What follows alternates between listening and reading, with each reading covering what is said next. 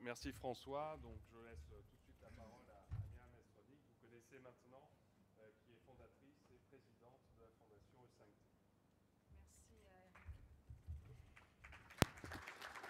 Merci. Bon, je ne vais pas vous redire ce que je vous ai dit ce matin. En tout cas, bienvenue à tous ceux qui nous ont rejoints. Et je pense que dans l'état actuel des choses, j'ai juste à vous dire combien je suis touchée par l'accueil très chaleureux que nous recevons à Dunkerque. J'ai juste un regret parce qu'on m'a expliqué que j'avais raté de quelques jours le carnaval, mais c'est quand même gentil de faire se réunir les cultures avec les pains bagna au déjeuner. Donc, bon, blague à part, je pense que j'ai vu quelques épisodes de carnaval à la télé, comme tout le monde. L'an prochain, je ferai tout pour être là un peu avant. Et surtout, nous reste finalement la seule énergie véritablement renouvelable, qui est l'énergie humaine. Et je sens qu'elle est très, très haute à Dunkerque. Donc, bravo pour ça.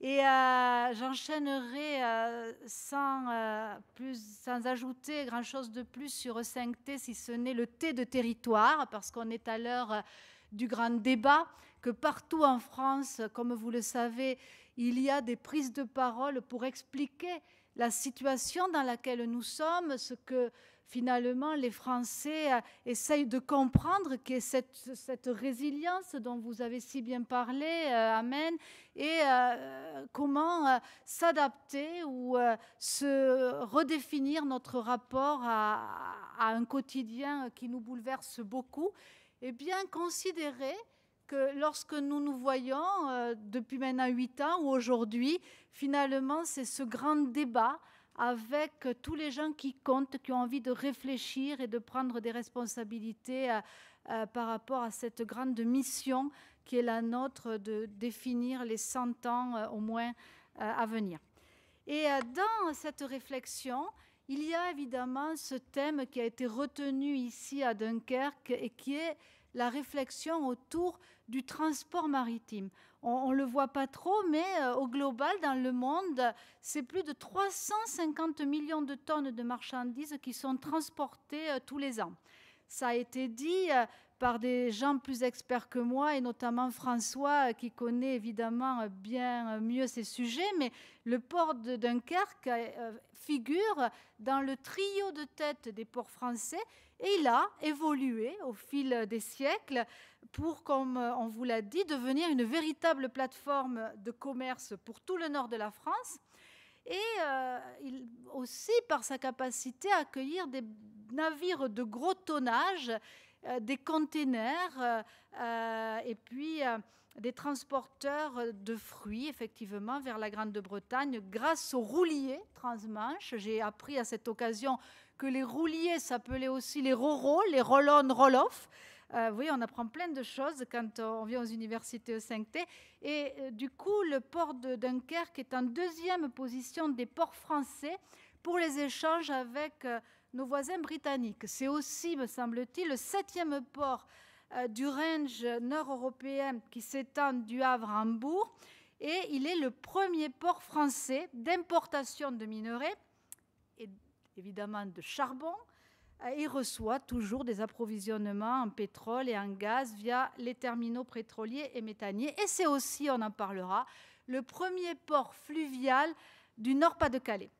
Donc, voilà, tout ça pour vous dire que Dunkerque était un endroit plus qu'idéal pour évoquer ce thème que nous avons retenu pour les universités E5T sur les ports et les transports, et peut-être nous remettre dans la perspective mondiale de ce que veut dire ce sujet, puisque par an, sachez qu'il y a plus de 9 milliards de tonnes de marchandises, donc on voit que la contribution française est très petite, 9 milliards de tonnes de marchandises qui sont transportées par la voie maritime, et c'est toujours cette voie le premier mode de transport au monde avec 80% du transport mondial. Et évidemment, la moitié de ce transport est constituée par le transport des énergies fossiles, du pétrole brut, des produits raffinés issus du pétrole, du gaz naturel, du charbon ou encore des minerais de fer. Et on s'aperçoit que dans l'évolution du monde, eh bien, les navires ont beaucoup grandi. Entre les années 60 et aujourd'hui, la taille d'un navire a été multipliée par 8. Donc évidemment, les besoins en énergie, etc., vont de pair. Et la flotte aujourd'hui est une flotte extrêmement importante. On parle de 50 000 navires constitués toujours en grande majorité de pétroliers et de vraquiers, donc de navires qui transportent des produits en vrac. Tout cela, on l'a dit, suppose des infrastructures qui doivent s'adapter à ces changements. Et ces infrastructures, bien sûr, ce sont les ports maritimes qui bougent, François, on a bien retenu. Et finalement, de tout ce que ça implique, ces ports, puisque ce n'est pas juste le port en tant que tel. Et ces lieux-là, finalement, configurent l'organisation du commerce mondial, ce que Fernand Braudel nous explique quand il parle de l'histoire de nos sociétés autour des ports. Donc, bien sûr, ce sont ces sujets-là des sujets stratégiques quand on les passe par le prisme de la transition énergétique. Donc, que va-t-il advenir? Est-ce que et comment nous allons pouvoir écrire une nouvelle page d'histoire autour des ports, autour du transport maritime, autour de nouvelles énergies qui pourront coller avec ces méga transporteurs de containers? Voilà un petit peu les questions qui seront posées à nos experts, que je remercie de nous faire partager à chaque fois en 10 minutes leur savoir, parce que l'idée, c'est que tout le monde comprenne. Et j'ai hâte d'en savoir plus. Et évidemment, nous serons heureux de reprendre les sujets peut-être les plus en pointe pour en reparler avec des ports comme La Rochelle ou d'autres lieux en France, par exemple aux universités d'été. Je voudrais, avant de céder la parole aux experts, vous dire que cette année, E5T, évidemment, va produire un compte-rendu de ce que nous avons fait. Et ce compte-rendu sera notre contribution au grand débat et on trouvera une façon d'y associer plus de personnes également. Mais rien qu'avec les experts, je ne suis pas inquiète. Je sais que les contributions sont multiples et évidemment sont à votre disposition, tout ce qui a été créé jusque-là. Enfin, je voudrais remercier le maire de la communauté urbaine de Dunkerque, M. Patrice Vergriette, qui n'a pas pu être là aujourd'hui, mais parce que c'est vrai que ce grand débat sur bien de nombreux thèmes, dont celui de la lutte contre le changement climatique, le retient par ailleurs. Mais je voulais sincèrement le remercier parce qu'il nous a accueillis aussi très spontanément.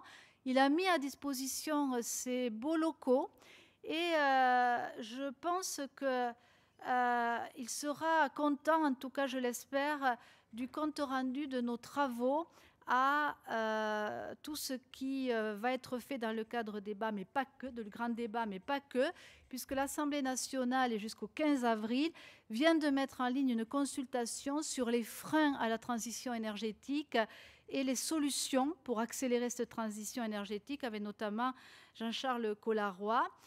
Et je suis sûre que nous pourrons apporter une belle contribution. Voilà pour le programme de l'après-midi. Merci à vous tous et je vous souhaite un très bon débat, une très bonne après-midi. J'espère que vous apprendrez tous beaucoup.